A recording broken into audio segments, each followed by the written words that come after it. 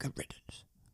Wow, aren't we lucky to have heard that original recording of a man telling a cat to get off his pie in 1501. Truly remarkable.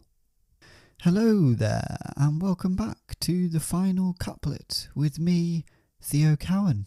Today we're looking at another sonnet, of course, because that is what this podcast is all about. This week it is Sonnet 76. And look, I'm not going to give you any spoilers, but I feel like Shakespeare is finally addressing some things in this sonnet. He's finally owning up to his writing style and what he's been writing about in the last 75 sonnets. So it's great to hear a sort of confessional poem. Let's take a listen, shall we? Why is my verse so barren of new pride, so far from variation or quick change? Why with the time do I not glance aside to new-found methods and to compounds strange? Why write I still all one, ever the same, and keep invention in a noted weed, that every word doth almost tell my name, showing their birth and where they did proceed? Oh no, sweet love, I always write of you, and you and love are still my argument. So all my best is dressing old words new, spending again what is already spent. For as the sun is daily new and old, so is my love still telling what is told. So there we have it, Sonnet 76 in all its glory. And like I said, it's a bit of a confessional piece for me. And it's him saying, look, I know the last 75 sonnets have been quite repetitive. They, in some cases, have sounded almost exactly the same sometimes. And I feel like I've been getting deja vu doing these podcasts, because sometimes I'll get a sonnet that I'm like, bloody hell, that is just exactly the same as one of the earlier ones, I think. Same theme at the very least. And here he's going, look, I know everyone. I get it. It is annoying. That is how I write. I write about love, and I write about the same subject, which is my lover. And I can't really think of any other way to do it, to be honest. I try, but this is what you're going to get. So I think it's nice to finally own up to the repetition of the sonnets that we've had. It's great that he's acknowledged that and let us know. And you know what? I don't think there's many people that would do that now. I mean, it reminds me a little bit of Hugh Grant, actually. And I remember him saying to Graham Norton when he was promoting one of his new movies, well, it's just me, Hugh Grant, doing Hugh Grant again. It's just another classic Hugh Grant movie. And I respected him for that. And it's very similar to Shakespeare here, saying, well, it's just another Shakespeare poem about my lover. So be it. And I've got a lot of respect for that. Maybe he didn't mean this poem quite how I'm interpreting it, but I'm praising you, Shakespeare, so just accept the praise and move on. Right, let's break this poem down line by line and work out what the hell Shakespeare was going on about in Sonnet 76. Why is my verse so barren of new pride, so far from variation or quick change? So these first two lines are pretty self-evident, but he's basically saying, why is my poetry so lacking in new things, in new forms? And why am I so determined to avoid variation and change? Then he continues with, why with the time do I not glance aside to new-found methods and to compounds strange? So again, a very similar meaning, but he's saying, why aren't I moving with the times, like everyone else is? Why aren't I making changes like the other literary greats? And look at new styles and weird combinations. I mean, I, for one, would quite like to see him do an absurdist poem. he says strange here. It would be nice for him to get quite weird and quite strange, like some of his plays, you know. We haven't really had the sort of Midsummer Night's Dream type sonnet that feels sort of like a fever dream. And I, for one, would love to read one of those. So if you're around, if you're listening Shakespeare, just have a little think about that. Why write I still all one, ever the same, and keep invention in a noted weed? So again, the same meaning, but he's continuing on and saying, why do I keep writing about all the same things, aka my lover, and keep invention in a noted weed? Which is basically saying his writing is like, you know, weeds that are very common, that grow everywhere, and it's always the same. They're always there. There's nothing new about that. There's no invention in that. That every word doth almost tell my name, showing their birth and where they did proceed. So it's actually really apparent from the words that he writes that it's him that's writing them, showing their birth and where they came from. So it's obvious, it's a classic, it's a Shakespeare. Which, you know, people would kill for that now. It's like a Wes Anderson, isn't it? He's basically saying he's Wes Anderson.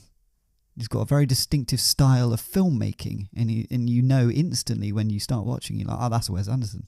That's what he's saying about himself here. He's saying, oh, classic, it's a Shakespeare. It's a Shakespeare classic, baby. And now here's the flip of the poem. I like to call it the flip. I think I just made that up. Oh no, sweet love, I always write of you, and you and love are still my argument. So, of course, in talking about how his writing is always the same, he has to bring his lover into it, doesn't he? Because that is literally what every poem is about. And he's saying, just so you know, my love, I always write about you. And you and love are the subject of my poems, always. So all my best is dressing old words new, spending again what is already spent. And here he's saying, look, the best he can do is dressing up old words anew. That's all he can do. So he's reusing what he's already written before. And don't we bloody know it, folks? Having looked at 75 of his sonnets so far, he does like to dress up words anew and sort of just recreate the same poem in a sort of new kind of way. And now, of course, we're on to the final couplet. For as the sun is daily new and old, so is my love still telling what is told. Oh, and you know I love a good old rhyming couplet at the end, and that is a classic rhyming couplet, isn't it? Old and told, just fantastic. But the meaning here is, obviously, just as the sun is new and old every day, obviously it comes up in the morning and then goes down at the end of the day when it's old, my love for you keeps making me say the things that I've already said, tell the things that I've already told. It just makes me repeat myself again and again. And look, I know that might be annoying, I know that might be boring, but that's just how I'm feeling. And at this point, if you were Shakespeare's lover, I mean, you'd received 75 sonnets so far, you would be going, oh, another one, is it? And then he'd start by going, look, I know my poetry is not new, it's not exciting, it's not changing forms, it's not strange or weird, it's just love poetry. And you go, yeah, great, it's fantastic that he's finally acknowledging that. And then he says, anyway, here's a bit of love poetry. So he just goes straight back to it, which I think, is great. It's great. Fair play to Shakespeare. He's sort of acknowledged that he does a lot of the same poetry, and then he just goes, anyway, still love you, still going to write about you, still going to write about loving you. All right? So that's Sonnet 76, a straightforward one. It's quite an easy one to understand, I'd say. One of the easier ones. He doesn't get super metaphorical or bring in lots of different imagery. It's just quite straight down the line. This is my writing. This is how it is. I'm always going to write about love, and I'm always going to write about you, baby. So I think it's about time we put this to our story. And if you remember last week, Shakespeare has been captured by pirates and taken aboard their ship and popped in the hold, the jail cell, if you will. And he's thought, oh God, who can I send a sonnet to that will help me out of here? And then he thought suddenly, of course, his old friend / sometime lover, Ben Jonson, back in London.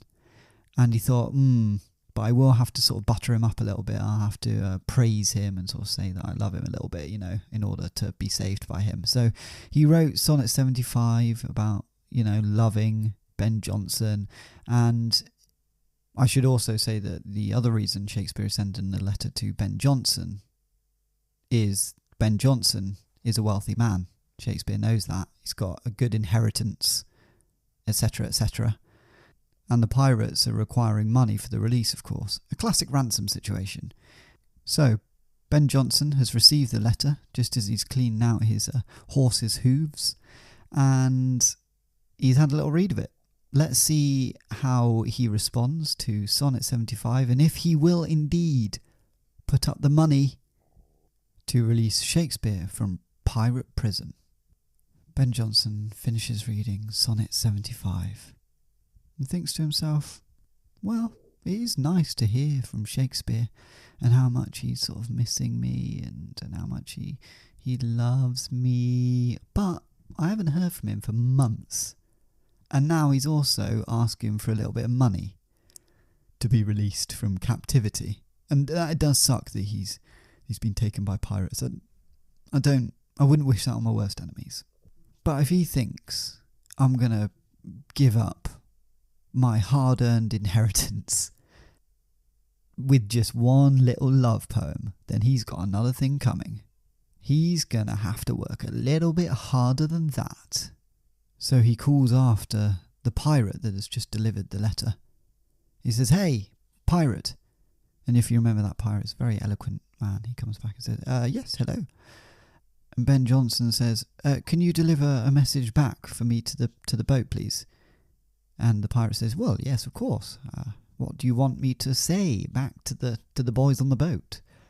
And Ben Jonson says, can you just tell Shakespeare that it's going to take a little bit more than one of your classic love poems to get money out of me, baby.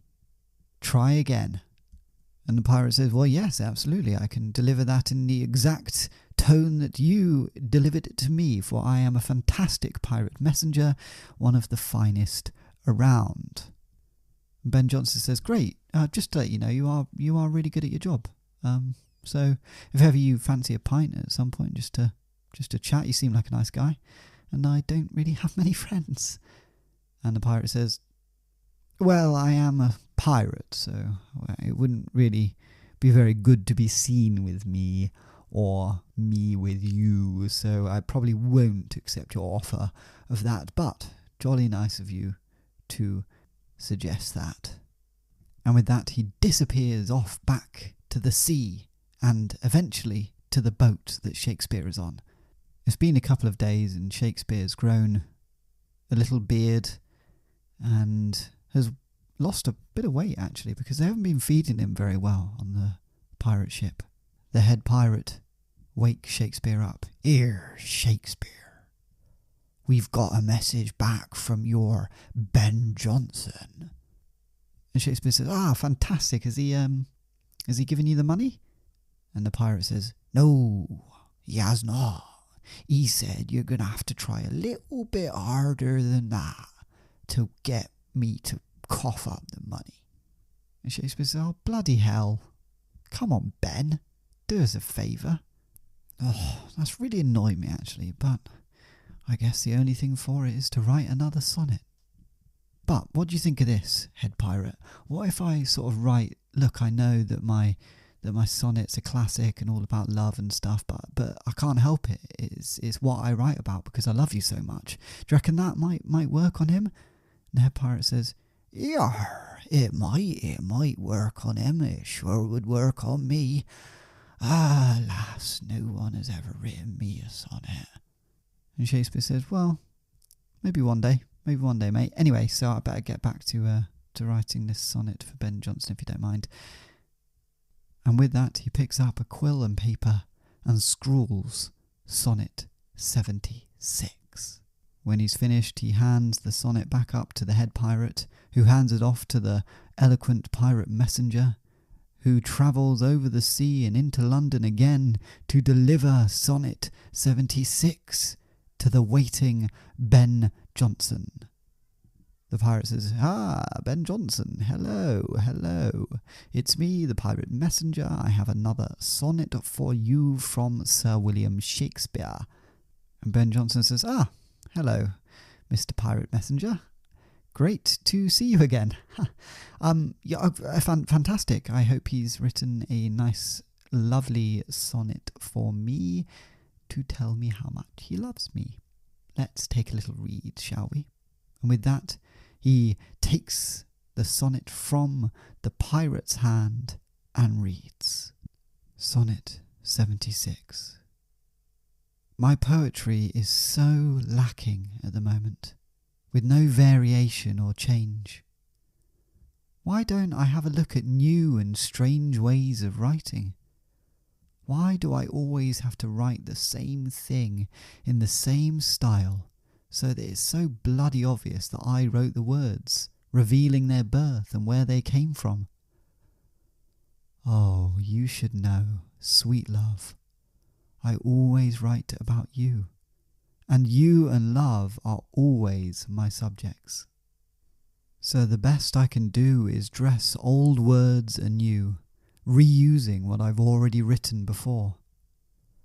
Just like the sun is both new and old every day, my love for you keeps making me tell what I've already told. So there we have it. Sonnet 76. Shakespeare did not get off the pirate ship this episode, which is a nightmare for him.